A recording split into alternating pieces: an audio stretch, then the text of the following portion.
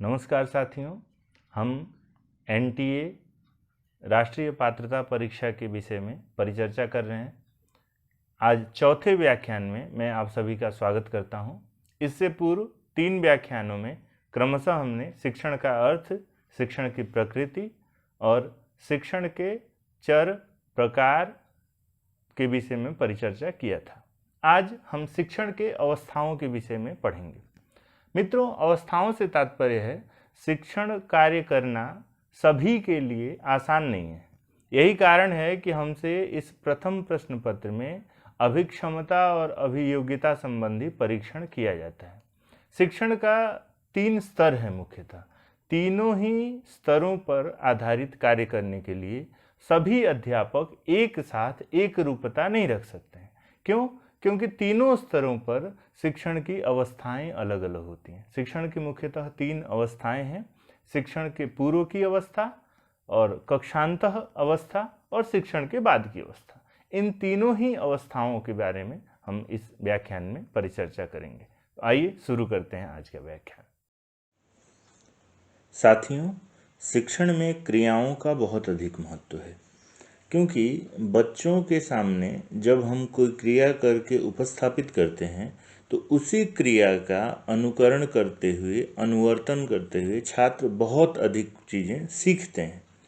इसी क्रियात्मक शैली को हमें शिक्षण के अंतर्गत अनवरत प्रवाहित करना होता है। इस क्रिया अवस्था की शिक्षण के दौरान 3 अवस्थाएं मुख्यतः होती हैं: शिक्षण की पूर्व तत्परतावस्था, शिक्षण के अंतः क्रियावस्था और शिक्षण के पश्चात की क्रियावस्था। इसमें पहला बिंदु है शिक्षण के पूर्व तत्परतावस्था। पूर्व तत्परतावस्था, जैसा कि नाम से ही स्पष्ट हो रहा है कि शिक्षण आरंभ करने से पूर्व शिक्षक को उस शिक्षण हेतु किस प्रकार की तत्परता आवश्यक है, किस प्रकार की क्रियाओं का करना आवश्यक है, यह इस बिंदु के अंतर्गत आता है। तो सबसे पहले अध्यापक को चाहिए कि वो विद्यालय में जाने से पूर्व एक पाठ की संरचना तैयार करे। सामान्यतः जो भी प्रशिक्षण प्राप्त किए होंगे साथी, उनको पता भी होगा, अध्यापक कक्षा में जाने से पूर्व अपने अध्यापित किए जाने वाले पाठ्य की एक पाठ्य योजना बनाता है। उसमें सर्वप्रथम वह शिक्षण के उद्देश्यों को निर्धारित करता है। उद्देश्यों को निर्धारित करना क्यों अनिवार्य है? क्योंकि तभी आपको पता चलेगा कि आप किस मानसिक स्तर के बच्चों के अध्यापन करने जा रहे हैं और उस अध्यापन की प्रक्रिया में किस बिंदु को कितनी अधिक मात्रा में या कितनी गहराई तक बच्चों को समझाना है। क्योंकि कल के लेक्चर में यह परिचर्चा की थी कि शिक्षण का स्तर अलग अलग है। तो एक ही विषय वस्तु को जब अलग अलग स्तरों पर अध्यापित करना होता है तो अलग अलग स्तर के अनुरूप उस पाठ्य वस्तु का ज्ञानात्मक उद्देश्य अलग होगा, अवबोधात्मक उद्देश्य अलग होगा, क्रियात्मक उद्देश्य अलग होगा और मनोभावात्मक उद्देश्य अलग होगा। तो इन उद्देश्यों को सर्वप्रथम निर्धारित करना शिक्षण के पूर्व क्रियावस्था के अंतर्गत आता है। दूसरा, पाठ्यवस्तु के संदर्भ में निर्णय लेना। साथियों, आपने स्ट्रेटेजी शब्द को बहुधा सुना होगा। स्ट्रेटेजी को सामान्यतः व्यूह निर्माण भी कहते हैं। व्यूह निर्माण का सामान्य अर्थ है परिस्थिति का निर्माण करना। हमें पता है कि बच्चे सभी विषयों को समान रूप से पसंद नहीं करते हैं। ये बच्चे ही नहीं, एक मानव मात्र का स्वभाव है। हम अपने सभी कार्यों को समान रूप से पसंद नहीं करते हैं। सुबह से शाम तक सामान्य जीवन में हमें जो जो काम करना होता है, हमें पता है कि हम उन सभी कार्यों को उतनी ही अभिरुचि से नहीं करते हैं। किसी को खाना पसंद है, किसी को घूमना, किसी को पढ़ना, किसी को पढ़ाना, किसी को खाना बनाना, किसी को अध्यापन करना, किसी को अन्य कुछ कुछ कार्य पसंद है। अर्थात सभी कार्यों में हमारी समान स्थिति नहीं है। तो इसीलिए बच्चों की अध्यापन में सभी विषयों में भी समान रुचि नहीं होती। तो हमारे जो हमने विषय पढ़ाना है, इस विषय में छात्रों की अभिरुचि कैसे जागृत हो, इस संबंध में अध्यापक को यहीं पर निर्णय लेना होता है और एक स्ट्रेटजी बनानी होती है, एक परिस्थिति का निर्माण करना होता है। यह चिंतन करना होता है कि बच्चों को हम पाठ्य सामग्री कैसे प्रस्तुत करेंगे ताकि उनकी रुचि इसमें जागृत हो। सामान्यतः जब बच्चे अगर पहली कक्षा में कोई अध्यापक अध्यापन करने गया है तो बच्चों का बहुत सारा ध्यान पहले या तो अपने घर में रहता है, सुबह जो दैनिक कार्य संपादित किया उसमें रहता है, या कभी वो बस में रहता है, कभी रास्ते में रहता है, आधा ध्यान वहाँ रहता है। और उसको फिर कक्षा में विषय वस्तु तक ले आने के लिए अध्यापक को एक परिस्थिति बनानी पड़ी, एक स्ट्रेटजी बनानी पड़ती। उस संबंध में यहीं पर निर्णय लेना होता है। अर्थात शिक्षण के पूर्व अवस्था में ही अध्यापक को यह विचार करना होगा कि उसको यह पाठ किस कालांश में पढ़ाना है, पहले कालांश में, दूसरे कालांश में, या फिर मध्यावकाश के बाद या अंतिम कालांश में। उसके अनुसार उसको परिस्थिति के निर्माण के बारे में यहाँ सोचना होगा। दूसरी बात। तीसरी बात है इसको क्रमबद्ध रूप से स्थापित करना। अध्यापक को जो जो क्रियाएं करनी हैं कक्षा में जाकर के उसको क्रमबद्ध रूप से पहले वो लिखता है, इसीलिए तो योजना निर्माण इसका नाम है। क्रमबद्ध रूप से प्रथमतया किस सोपान में वो किस चीज़ का उपस्थापन करेगा, किस बिंदु का चर्चा करेगा, और फिर कैसे वह अपने पाठ को प्रवर्धित करेगा, आगे बढ़ाएगा। तीसरी बात। चौथी बात है युक्तियों और प्रविधियों का भी निर्णय उसको लेना होता है इसी शिक्षण के पूर्व अवस्था में। युक्ति क्या होती है?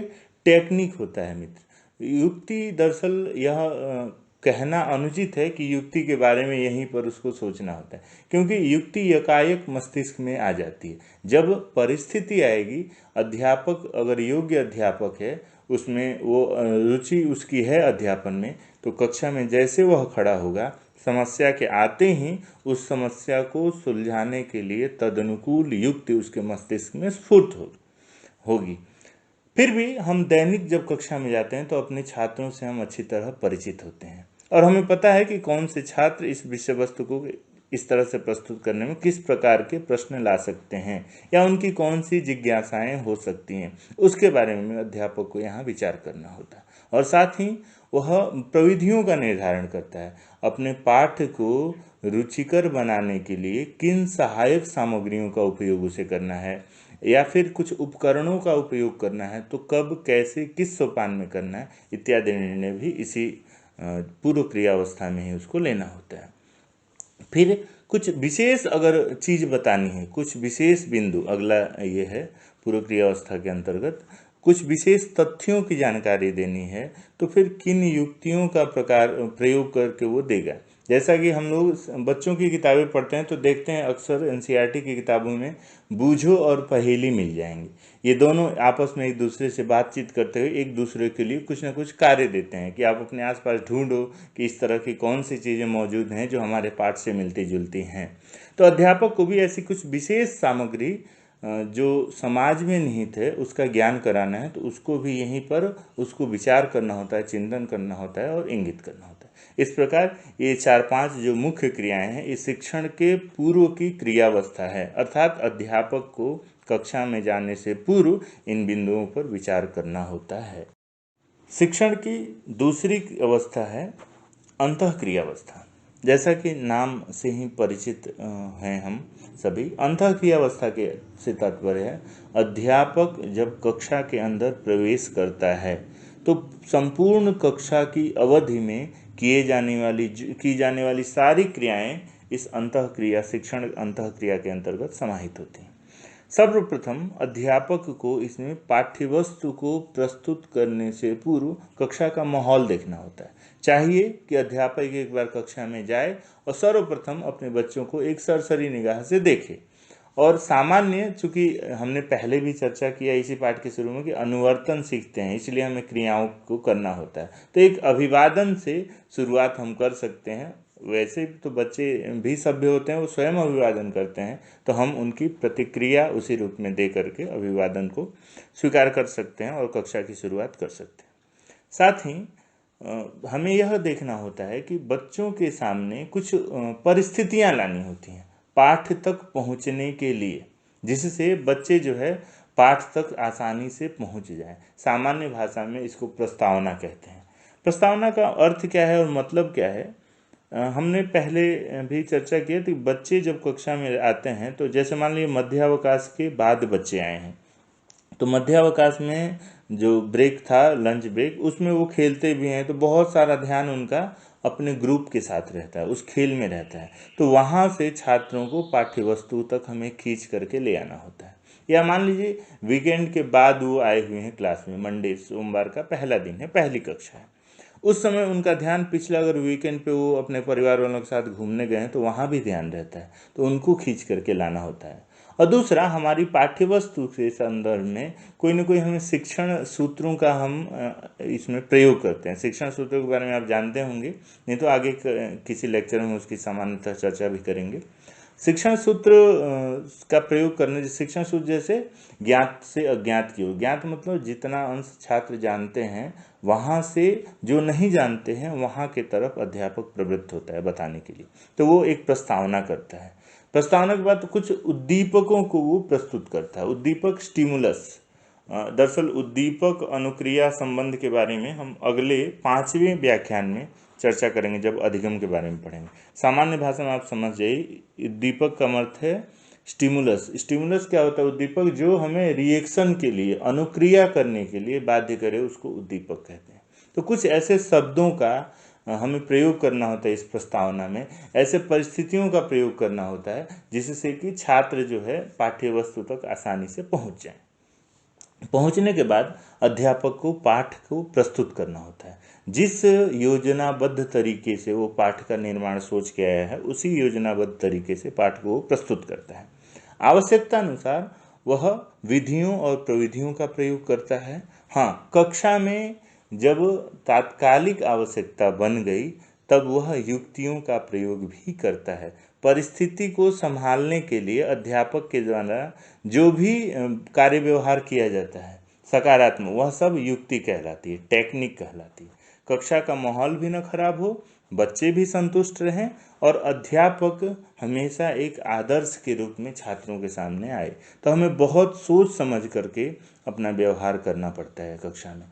हमें पता ही होगा कि हर अध्यापक से छात्र संतुष्ट नहीं होते हैं। हम सभी अपने जीवन में बहुत सारे अध्यापकों से पढ़े हैं, लेकिन इन सभी अध्यापकों से हम संतुष्ट नहीं रहा करते थे, सभी हमारे अनुकूल नहीं रहा करते थे। क्यों? कहीं न कहीं उन्होंने जिन युक्तियों का प्रयोग किया वो हमारे लिए भयावह थी। मुर्गा बना देना, दंडित कर देना, इसके अलावा भी तमाम युक्तियों का प्रयोग किया जा सकता है जिससे कक्षा को हम अपने नियंत्रण में रखें। तो उसके लिए वह युक्तियों का प्रयोग करता है। फिर ये क्रमशः पाठ्य वस्तु को प्रस्तुत किया, प्रस्तुत करने के बाद से विधियों प्रविधियों का प्रयोग किया, युक्तियों का प्रयोग किया, कुछ प्रदर्शनात्मक वस्तु है उसका प्रयोग किया, पाठ का सारांश ज्ञापन किया, कुछ एक प्रश्नों से जो भी पढ़ाया है वो छात्रों का अवबोध हुआ या नहीं यह भी पूछ लेगा। तो कहने का मतलब ये संपूर्ण एक कक्षा में निर्धारित अवधि के अंतर्गत किए जाने वाला जो कार्य वो सब शिक्षण के अंतःक्रिया के अंतर्गत समाहित हो जाता है। साथियों, अगली और अंतिम क्रिया होती है शिक्षण के पश्चात की क्रियावस्था। यह पश्चात की क्रियावस्था सामान्यतः दो भागों में विभक्त होती है। एक तो जो कक्षा के अंदर ही पाठ की समाप्ति के अनंतर अध्यापक के द्वारा किया जाता है, अर्थात सामान्यतः छात्रों के मुख मुद्रा से, उनके कार्य व्यवहार से और उनके द्वारा जो अध्यापक प्रश्न पूछा है उन प्रश्नों का छात्रों के द्वारा जो उत्तर प्राप्त होता है, उन उत्तरों के माध्यम से सामान्यतः अध्यापक यह पता लगाने का प्रयास करता है कि अध्यापक के द्वारा पूर्व में निर्धारित जो शिक्षण उद्देश्य थे उन उद्देश्यों की प्राप्ति हुई या नहीं। और दूसरा, इसमें कक्षा से निकलने के बाद की अवस्था भी इसमें समाहित है। कक्षांतः क्रिया में दूसरा भाग है। उसके बाद अध्यापक को सोचना पड़ता है कि अगर छात्रों ने उसके प्रश्नों का उत्तर नहीं दिया, उसका क्या कारण था, और अगर उत्तर दिया तो कितनी मात्रा में दिया। अध्यापक के द्वारा कोई व्यवहार किया गया है तो वह व्यवहार इस कक्षा स्तर के छात्रों के लिए उपयुक्त था या नहीं, इस संदर्भ में विचार करता है। फिर भविष्य में वह अपने शिक्षण पद्धति में, शिक्षण विधि में या जो उपकरण उसने प्रयोग किए थे सहायक सामग्री के रूप में, उन उपकरणों में, अध्यापक के भाषाई स्तर में, इनमें कहीं कुछ परिवर्तन की आवश्यकता तो नहीं है। और साथ ही वह अग्रिम पाठ की जब योजना बनाता है तो इन बिंदुओं से उसको सहायता मिलती है। इसके सहायता से वह आगे अर्थात जो कक्षांतः क्रिया है, इसके द्वारा प्राप्त जो निष्कर्ष है, इन निष्कर्षों के आधार पर अध्यापक अपनी अगली कक्षा की योजना बनाता है।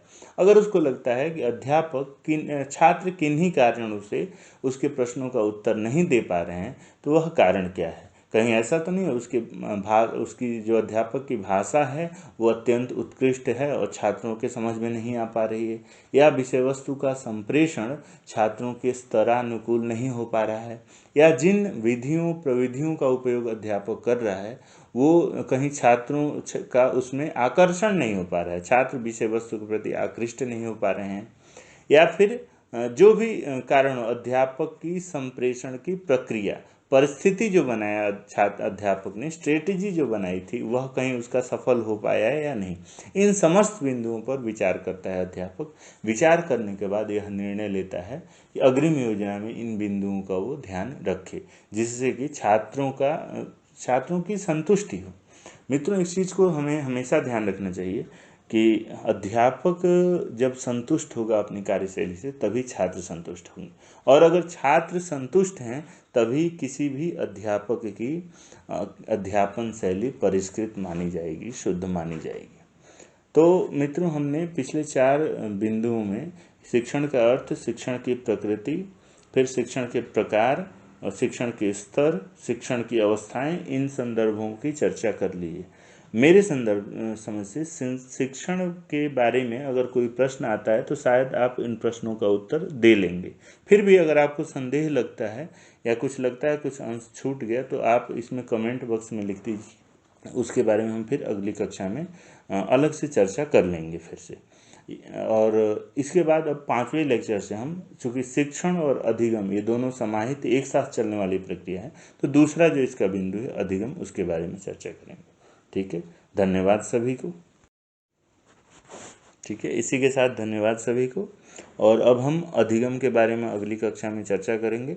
अगर आपको इस शिक्षण को जो 4 व्याख्यानों के अंतर्गत हमने चर्चा की, इसमें कोई संदेह रहता हो या कोई विषय वस्तु आपके अनुसार छूट गई हो या कोई प्रश्न जिसका उत्तर इन व्याख्यानों के आधार पर नहीं आ पा रहा हो, तो आप बेहिचक इसको अपने कमेंट बॉक्स में लिख देंगे, हम उस पर चर्चा करेंगे आगे। ठीक है, धन्यवाद सर।